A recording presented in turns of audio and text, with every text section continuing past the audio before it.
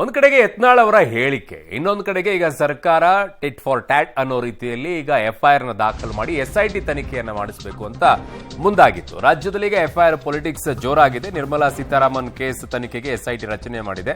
ಅದೇ electoral bond ಬಗ್ಗೆ ಒಂದೆರಡು ದಿನಗಳಲ್ಲಿ SIT ರಚನೆಯನ್ನ ಮಾಡೋಕೆ ಮುಂದಾಗಿದ್ದಾರೆ. ಬಟ್ ಈಗ ತಡೆಯಾಜ್ಞೆ ಕೊಟ್ಟಿರೋದ್ರಿಂದ ಈ ರಚನೆ ಆಗೋದು ಸ್ವಲ್ಪ ಈಗ ಮುಂದೂಡಿಕೆ ಆಗುತ್ತೆ. ಸಿಎಂ ಮತ್ತು DCMಗೆ ಗೃಹ ಸಚಿವ ಪರಮೇಶ್ವರ್ ಎಲ್ಲ ಮಾಹಿತಿಯನ್ನ ಕೊಟ್ಟಿದ್ದಾರೆ. ಕಾಂಗ್ರೆಸ್ ಸರ್ಕಾರ ಉರುಳಿಸಲು ಸಿದ್ಧತೆ ನಡೆದಿದೆಯಾ ಅನ್ನುವಂಥದ್ದನ್ನ ಯತ್ನಾಳ್ ಅವರು ಮಾತನಾಡಿರೋ ವಿಚಾರದಲ್ಲೂ ಕೂಡ ಈಗ ಪ್ರಶ್ನೆಯನ್ನ ಕಾಂಗ್ರೆಸ್ನ ನಾಯಕರು ಕೇಳ್ತಾ ಇದ್ದಾರೆ. ಅದರ ಡೀಟೇಲ್ಸ್ ಇಲ್ಲಿದೆ ನೋಡಿ.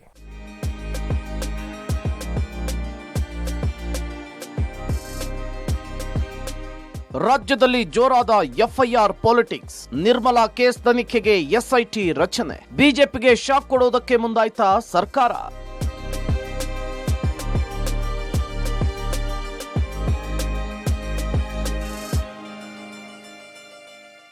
ರಾಜ್ಯ ರಾಜಕೀಯ ದಿನಕ್ಕೊಂದು ಮಜಲನ್ನ ಪಡಿತಾ ಇದೆ. ಸಿಎಂ ಸಿದ್ದರಾಮಯ್ಯ ವಿರುದ್ಧ ಮೂಡಾ ಕೇಸ್ ಇನ್ವೆಸ್ಟಿಗೇಷನ್ ನಡೀತಾ ಇರುವಾಗಲೇ ಚುನಾವಣಾ ಬಾಂಡ್ ಅಕ್ರಮ ಪ್ರಕರಣದಲ್ಲಿ ಬಿಜೆಪಿ ನಾಯಕರ ವಿರುದ್ಧ ಕೇಸ್ ಸ್ಟ್ರಾಂಗ್ ಆಗತೊಡಗಿದೆ. ಈಗಾಗಲೇ ಜನಪ್ರತಿನಿಧಿಗಳ ಕೋರ್ಟ್ ಸೂಚನೆಯ ಮೇರೆಗೆ ಕೇಂದ್ರ ಸಚಿವೆ ನಿರ್ಮಲಾ ಸೀತಾರಾಮನ್, ಬಿಜೆಪಿ ರಾಜ್ಯಾಧ್ಯಕ್ಷ ವಿಜಯೇಂದ್ರ, ಮಾಜಿ ಅಧ್ಯಕ್ಷ ಕಟೀಲು ಸೇರಿದಂತೆ ಬಿಜೆಪಿ ನಾಯಕರ ವಿರುದ್ಧ ಎಫ್ಐಆರ್ ದಾಖಲಾಗಿದ್ದು ತನಿಖೆಗೆ SIT ರಚಿಸಲಿಕ್ಕೆ ಸರ್ಕಾರ ಮುಂದಾಗಿದೆ. ಸಿಎಂ DCMಗೆ ಪರಮೇಶ್ವರ್ ಮಾಹಿತಿ, ಒಂದೆರಡು ದಿನಗಳಲ್ಲಿ SIT ಸಾಧ್ಯತೆ. ಈ ಮಧ್ಯೆ ಸಿಎಂ ಸಿದ್ದರಾಮಯ್ಯ ಹಾಗೂ DCM DK ಶಿವಕುಮಾರ್ ಅವರನ್ನ ಭೇಟಿಯಾಗಿ ಗೃಹ ಸಚಿವ ಪರಮೇಶ್ವರ್ ಮಾತುಕತೆ ನಡೆಸಿದ್ದಾರೆ. SIT ರಚನೆಯ ಬಗ್ಗೆ ಮಾತುಕತೆ ನಡೆಸಿದ್ದು ಒಂದೆರಡು ದಿನಗಳಲ್ಲಿ ಸರ್ಕಾರ ಅಧಿಕೃತವಾಗಿ ಪ್ರಕಟಿಸುವ ಸಾಧ್ಯತೆಗಳಿದೆ ಅಂತ ಹೇಳಲಾಗ್ತಿದೆ. ಚುನಾವಣಾ ಬಾಂಡ್ ಅನ್ನೋದು ಆಕ್ಟ್ ಮಾಡಿದಾರೆ, ಕೇಂದ್ರ ಸರ್ಕಾರ ತೀರ್ಮಾನ ಮಾಡಿದ್ರು. ಅದರಲ್ಲಿ ಎಲ್ಲರೂ ಭಾಗಿಗಳೇ, ದೇಶದಲ್ಲಿರೋ ಎಲ್ಲಾ ಪಾರ್ಟಿನೂ ಚುನಾವಣಾ ಬಾಂಡ್ ತಗೊಂಡಿದ್ದಾರೆ. ಹಂಗಾರೆ ಎಲ್ಲರೂ ಬೆದರಿಕೆ ಮಾಡಿ ತಗೊಂಡಿದ್ದಾರೆ.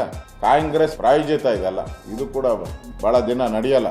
ಮೂಡಾ ಕೇಸ್ಗೋಸ್ಕರ ಎಲ್ಲಾ ಕೇಸ್ಗಳನ್ನ ಈ ತರ ಮಾಡ್ತಾ ಇದ್ದಾರೆ. ಚುನಾವಣಾ ಬಾಂಡ್ ಸಂಬಂಧ ಬಿಜೆಪಿ ನಾಯಕರ ವಿರುದ್ಧದ ತನಿಖೆಯನ್ನ ಮತ್ತಷ್ಟು ಸ್ಟ್ರಾಂಗ್ ಮಾಡೋದಕ್ಕೆ ರಾಜ್ಯ ಸರ್ಕಾರ ನಿರ್ಧಾರ ಮಾಡಿದೆ. ಈ ನಿಟ್ಟಿನಲ್ಲಿ SIT ತನಿಖೆಗೆ ನಿರ್ಧಾರ ಮಾಡಿದ್ದು, ಇವತ್ತು ಗೃಹ ಸಚಿವ ಪರಮೇಶ್ವರ್ ಸಿಎಂ ಸಿದ್ದರಾಮಯ್ಯ ಜೊತೆ ಚರ್ಚೆ ಮಾಡಿದ್ರು.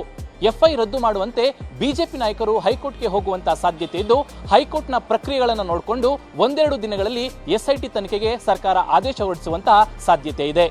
ಸರ್ಕಾರ ಉರುಳಿಸಲು ಸಿದ್ಧತೆ ನಡೆದಿದೆಯಾ? ಯತ್ನಾಳ್ ಹೇಳಿಕೆಯಿಂದ ಸಂಚಲನ. ಇನ್ನು ಸರ್ಕಾರವನ್ನು ಉರುಳಿಸುವುದಕ್ಕೆ 1200 ಕೋಟಿ ರೆಡಿ ಇದೆ ಅಂತ ಹೇಳಿ ಬಿಜೆಪಿಯ ಶಾಸಕ ಯತ್ನಾಳ್ ನೀಡಿರುವ ಹೇಳಿಕೆ ಸಂಚಲನಕ್ಕೆ ಕಾರಣವಾಗಿದೆ. 1200 ಕೋಟಿ ಇರೋರು ಬಿಜೆಪಿಯಲ್ಲೂ ಇದ್ದಾರೆ, ಕಾಂಗ್ರೆಸ್ನಲ್ಲೂ ಇದ್ದಾರೆ ಅಂತ ಹೇಳಿ ಯತ್ನಾಳ್ ಹೇಳಿದ್ರು. ಈ ಹೇಳಿಕೆಯ ವಿರುದ್ಧ ದೂರನ್ನು ಕೊಡಲಿಕ್ಕೆ ಕಾಂಗ್ರೆಸ್ ನಾಯಕರು ಸಿದ್ಧತೆ ಮಾಡಿಕೊಂಡಿದ್ದಾರೆ.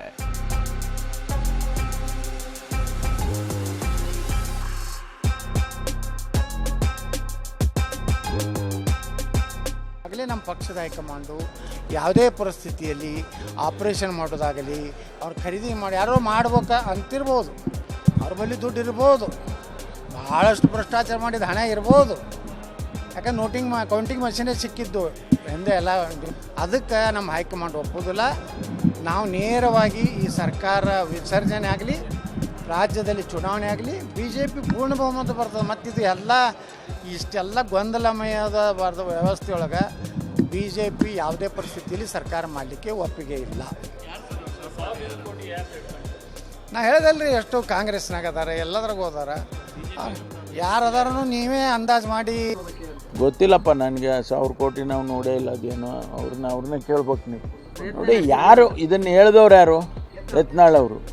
ಗೊತ್ತಿಲ್ಲ ನನಗೆ ಯಾರು ಅದನ್ನು 1000 ಕೋಟಿ ಯಾರು ಮಾಡಿ ಇಟ್ಕೊಂಡಿದ್ದಾರೆ ನನಗೆ ಗೊತ್ತಿಲ್ಲ. ಅದು ಸರ್ಕಾರ ಸ್ಥಿರ ಮಾಡೋದಕ್ಕೆ 1000 ಕೋಟಿ ರೂಪಾಯಿ ಮೊಬಿಲೈಸ್ ಮಾಡೋದು ಯಾರು ಮಾಡಿದ್ದಾರೆ ಅಂತ ಗೊತ್ತಿಲ್ಲ. ಯತ್ನಾಳ್ನೇ ಕೇಳಬೇಕು, ಎಲ್ಲಿಟ್ಟವ್ರು ಅದು ದುಡ್ಡ ಅಂತ.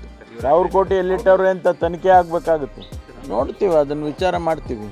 ಆ ಸಂದರ್ಭ ಬಂತು ಅಂದರೆ ಅದನ್ನು ಮಾಡಲೇಬೇಕಾಗ್ತದೆ. 1200 crores ರೆಡಿ ಇದೆ ಅಂತ ಹೇಳ್ತಾ ಇದ್ದಾರೆ. ಇದನ್ನ KPCC ಇದು ಪಕ್ಷಕ್ಕೆ ನಮ್ಮ ಸರ್ಕಾರ ಉಳಿಸ್ಲಿಕ್ಕೆ ಮಾಡ್ತಾ ಇದ್ದಾರೆ. ನಮ್ಮ ಲೀಗಲ್ ಟೀಮ್ ಹತ್ರ ಚರ್ಚೆ ಮಾಡ್ತೀವಿ. ಇದರ ಬಗ್ಗೆ ನಾನೀಗಾಗಲೇ ನಮ್ಮ ಹೈಕಮಾಂಡ್ಗೂ ನನ್ನ ಗಮನಕ್ಕೆ ತಂದಿದ್ದೀನಿ. ರಿಪೋರ್ಟ್ ಎಲ್ಲ ನೀವೆಲ್ಲ ರಿಪೋರ್ಟ್ ಮಾಡಿದ್ದೀವಿ. Whatever is there, this is a matter to be investigated by the income tax ಅವರು ಇದರ ಬಗ್ಗೆ ಇನ್ವೆಸ್ಟಿಗೇಷನ್ ಮಾಡಬೇಕಾಗ್ತದೆ. ರಾಜ್ಯ ಕಾಂಗ್ರೆಸ್ ಸರ್ಕಾರ ಉರುಳಿಸೋಕೆ 1200 ಕೋಟಿ ಹಣ ರೆಡಿ ಇದೆ ಅನ್ನೋ ಮಾತನ್ನ ಬಿಜೆಪಿ ಶಾಸಕ ಯತ್ನಾಳ್ ಹೇಳಿದ್ದಾರೆ. ಯತ್ನಾಳ್ರ ಈ ಹೇಳಿಕೆ ರಾಜ್ಯ ರಾಜಕಾರಣದಲ್ಲಿ ಸಂಚಲನ ಮೂಡಿಸಿದೆ. ಹಾಗಾದ್ರೆ ದುಡ್ಡು ಇಟ್ಕೊಂಡಿರೋರು ಯಾರು? ಸರ್ಕಾರ ಉರುಳಿಸೋರು ಯಾರು? ಈ ಬಗ್ಗೆ ತನಿಖೆ ಮಾಡಬೇಕು ಅನ್ನೋದು ಕಾಂಗ್ರೆಸ್ನ ಒತ್ತಾಯ. ಅದಕ್ಕೆ ದೂರು ಕೊಡಲಿಕ್ಕೆ ಮುಂದಾಗಿದೆ Congress. Bureau report, public TV.